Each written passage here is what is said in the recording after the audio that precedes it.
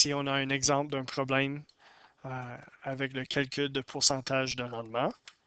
Mais avant que je commence avec ça, j'aimerais dire bonjour à mon cours préféré de chimie ce semestre-ci. Vous savez qui vous êtes. Et si vous êtes en train d'écouter, j'aimerais que vous fassiez quelque chose pour moi.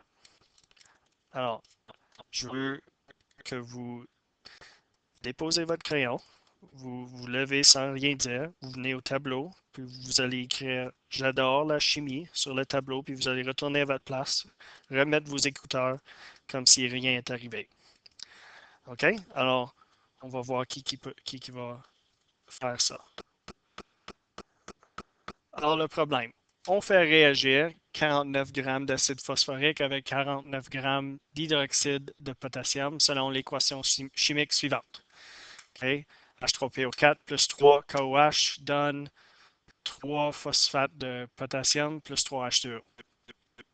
Alors, vous pouvez, si vous vous rappelez de la dernière unité, vous pouvez me dire quel type de réaction que c'est. La question est quel est le pourcentage de rendement de cette réaction si 49 grammes de phosphate de potassium sont obtenus? Alors, le 49 grammes de phosphate de potassium, je vais l'écrire ici. Ça, c'est le rendement expérimental. Nous autres, on doit calculer le rendement théorique pour pouvoir faire le calcul de pourcentage de rendement. Alors, on commence ce problème de la même façon qu'on approche les problèmes de réactifs limitants. Alors, on a 49 grammes des deux réactifs. Et la première étape, ça va être de trouver la masse molaire des des deux réactifs et du produit dans notre tableau. Alors, vérifiez vos valeurs. Pour l'acide phosphorique, c'est 98 grammes par mol. Pour l'hydroxyde de potassium, 56,11 grammes par mol. Et pour phosphate de potassium, c'est 212,27 grammes par mol.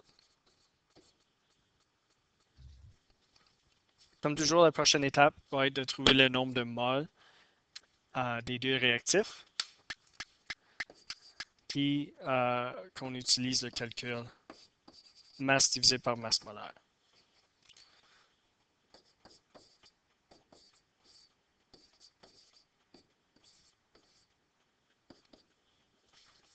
Alors pour l'acide phosphorique, c'est 49 divisé par 98, qui est 0,5 mol. On fait la même chose pour hydroxyde de potassium.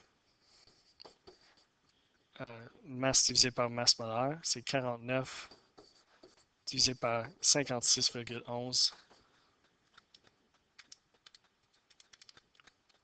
qui me donne 0,87328 mol.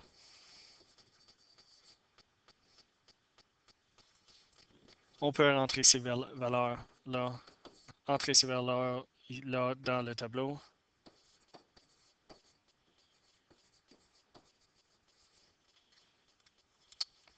Alors, j'essaie de garder une coupe de chiffres après la virgule et arrondir ma réponse seulement à la fin.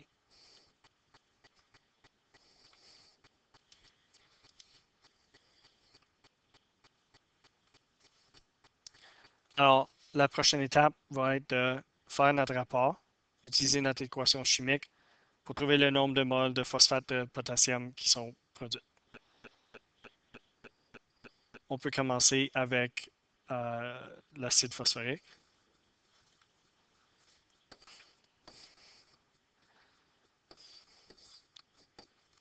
Alors, selon l'équation, une mole de phosphate de potassium est produite pour chaque mole d'acide phosphorique.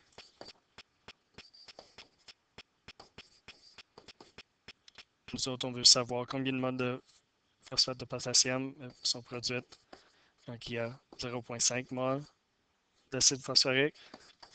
Vu que c'est un rapport 1 pour 1,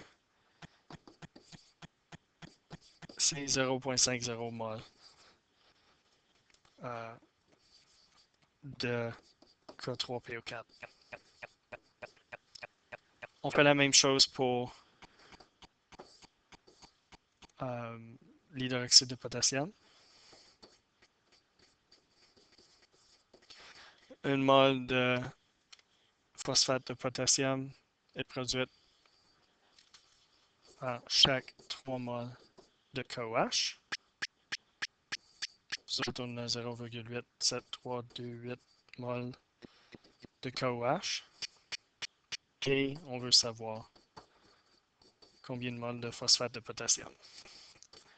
Alors 0,87328 fois 1 divisé par 3.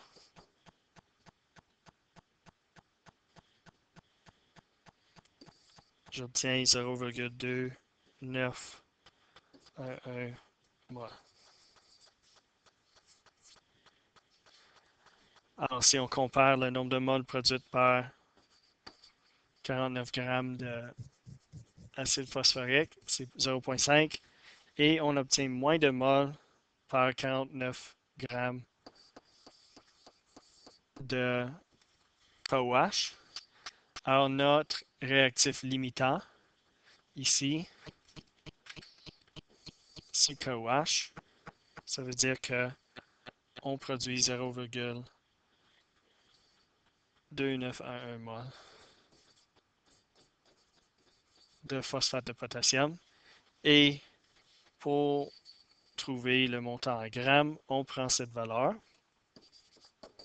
et on multiplie par la masse molaire du phosphate de potassium.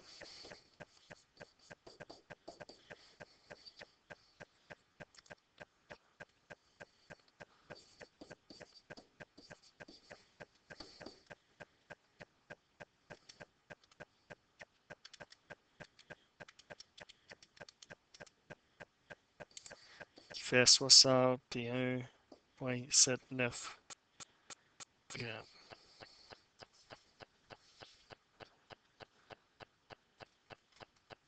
Alors, on peut mettre cette valeur-là dans le tableau. Et cette masse-là représente la masse théorique qu'on obtient avec cette réaction. Alors, un dernier petit calcul pour calculer le pourcentage de rendement, c'est qu'il faut savoir le rendement théorique et le rendement expérimental. Selon la question, le rendement expérimental, c'est 49 grammes. Alors, on peut calculer le pourcentage de rendement.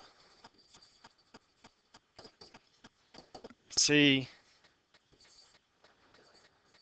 le rendement expérimental sur le rendement théorique fois 100. 49 divisé par 61,79 ou 61,8 fois 100 qui me donne un rendement de 79,3%.